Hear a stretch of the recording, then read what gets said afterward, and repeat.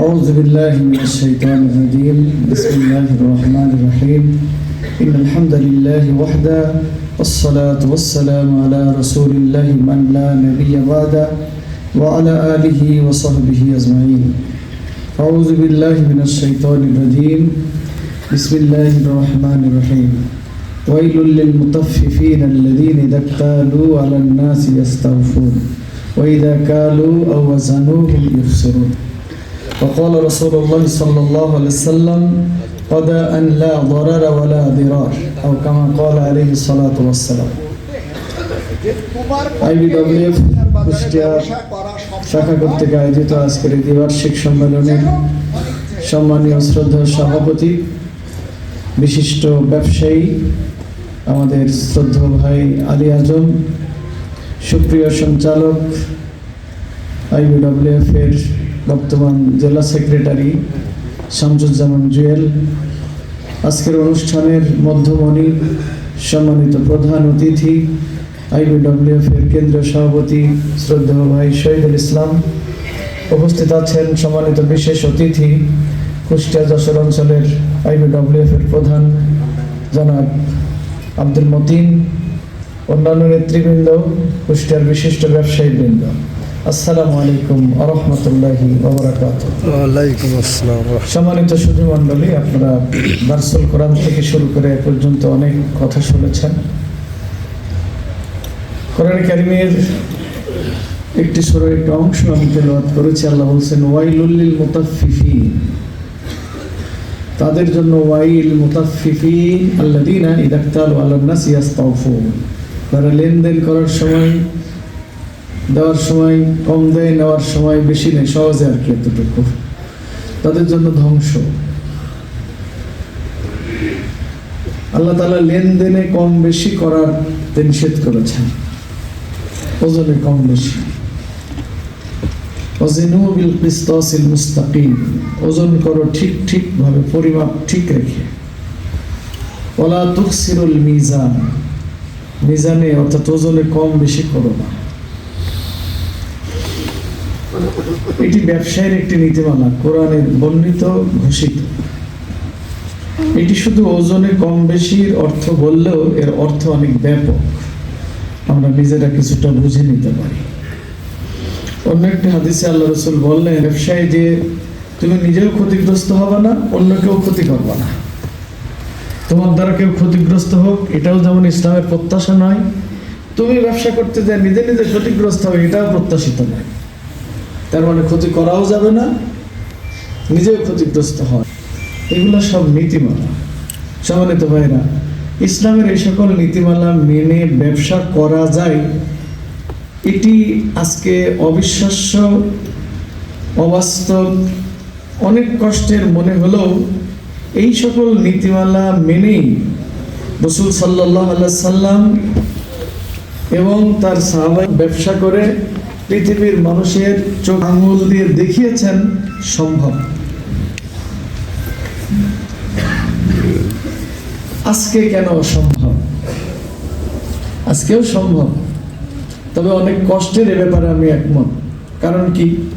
কারণ হচ্ছে সব জিনিস একটা এনভায়রনমেন্ট বলে একটা কথা আছে, পরিবেশ। ওই কথাই আছে, ওই দেখা দেখি কেটে আনলাম এক বোঝা ঘাস, অমুকেও এক বোঝা আনছে, আমিও এক বোঝা নিয়ে আসলাম, একটা সমস্যা না। তো পরিবেশ একটা অনেক বড় বিষয়। পরিবেশ বলতে আমি সমাজ, সোসাইটি বোঝাচ্ছি, দেশ বোঝাচ্ছি, দেশের মানুষ বোঝাচ্ছি, এই দেশের রীতিনীতি, কালচার, ট্র্যাডিশন, কাস্টম বোঝাচ্ছি। তো এখন যে পরিবেশ আমাদের দেশে চালু আছে, ইমানদারদের, মুসলমানদের ব্যবসা বান্ধব একটা পরিবেশ, এটা বলা যায় না। বরং ইমানের পথে থেকে, সততার পথে থেকে, ন্যায় ইনসাফের উপরে থেকে, কোরআন এবং হাদিসের ভিত্তিতে ব্যবসা করার মতো একটা পরিবেশ এদেশে আছে। আপনারা স্বীকার করবেন কিনা জানি না, তবে আমি স্বীকার করছি না। বরং সততা, ন্যায় এবং ইনসাফের উপরে ব্যবসা করতে যে আপনি বহুত ঠকার সম্ভাবনা, জায়গায় জায়গায় প্রায় প্রতি পদক্ষেপেই বাধাপ্রাপ্ত হওয়ার সম্ভাবনা আছে। আপনি ব্যবসা করবেন, টাকা পয়সা তো দরকার, টাকা পয়সা দেবে কে? ব্যাংক। তো কয়টা ব্যাংক দেশে আপনাকে ইসলামের রীতিনীতির কালচারের ভিত্তিতে ব্যবসায়িক লেনদেন করবে? নাই। আপনারা সুদের ভিত্তিতে লেনদেন হবে, প্রথমেই আপনি বাধাগ্রস্ত হলেন। ব্যবসা করতে দুইজন লাগে, অন্তত দুইটা, একটা চুক্তির ব্যাপারে ক্রয় বিক্রি, ক্রেতা এবং বিক্রেতা লাগে। আপনি সৎ মানুষ, ভালো করেই বিক্রি করতে চান কিন্তু ক্রেতার ভিতরে ভেজাল, অথবা আপনি ক্রেতা ভালোভাবেই কিনতে চান বিক্রেতার মধ্যে ভেজাল আছেই, তাহলে সমস্যা।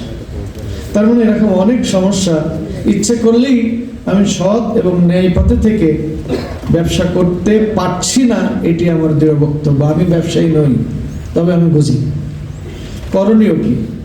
সম্মানিত ভাইরা, এরকম সমস্যা আছে বলে আমরা শুধু দেখতে থাকবো, শুনতে থাকবো, আর অসৎ পথে, অন্যায় পথে অন্যদের মতোই সুদের ভিত্তিতে ব্যবসা করব, আমার জীবনটাকে বরবাদ করব, জেনে বুঝে এটা হতে পারে না, হতে দেওয়া ঠিকও না। কি করবেন আসেন, একটা সাজেশন দিই। বাঁচার পথ আছে একটা, সেটা হলো আমি সত্য, ন্যায়, ইনসাফের ভিত্তিতে ব্যবসা করে আল্লাহর সন্তুষ্টি অর্জন করে জান্নাতে যেতে চাই। এটি আমার চূড়ান্ত লক্ষ্য। সেই চূড়ান্ত লক্ষ্য বাস্তবায়নের জন্য এই সমাজে আমার সৎ পথে থেকে ব্যবসা করার যে অন্তরায়গুলো সৃষ্টি করে রাখা হয়েছে অথবা প্রতিষ্ঠিত আছে, এগুলো দূর করার জন্য একটি উদ্যোগ আপনাকে আমাকে নিতে হবে। সমাজ যুগে যুগে পরিবর্তন হয়েছে, পরিবর্তন হয়, হতে বাধ্য। আসুন আমরা এমন একটা আন্দোলন করি, এমন একটা সংগ্রাম করি, এমন একটা উদ্যোগ গ্রহণ করি, সেই আন্দোলন, সংগ্রাম আর উদ্যোগে দেশের এই অবস্থাটারই পরিবর্তন হবে। পরিবর্তিত এমন একটি অবস্থা আপনার আমার সামনে আসবে, যাতে ইচ্ছে করলেও মানুষ অন্যায়, অসততা আর অনৈতিকভাবে ব্যবসা করার কোনো সুযোগ পাবে না। ওই পথ বন্ধ। সে চিন্তা করে খুঁজেই পাবে না যে কোন পথে সে অন্যায়ভাবে ব্যবসা করবে, এই পথটা সে খুঁজে পাবে না। এমন একটি পরিবেশ, এনভায়রনমেন্ট আমরা ইচ্ছে করলে তৈরি করতে পারি। রাসূল করিম সাল্লাল্লাহু আলাইহি সাল্লামকে মক্কা থেকে মদিনায় হিজরত করে যাওয়ার আগে আল্লাহ তাআলা একটা আয়াত পড়ে শোনায় দোয়া করতে বললেন, ওয়াকুর রব্বি আদখিলনি মুদখালা সিদকিন ওয়া আখরিজনি মুখরাজা সিদকিন ওয়াজআলনি মিন লাদুনকা সুলতানান নাসিরা।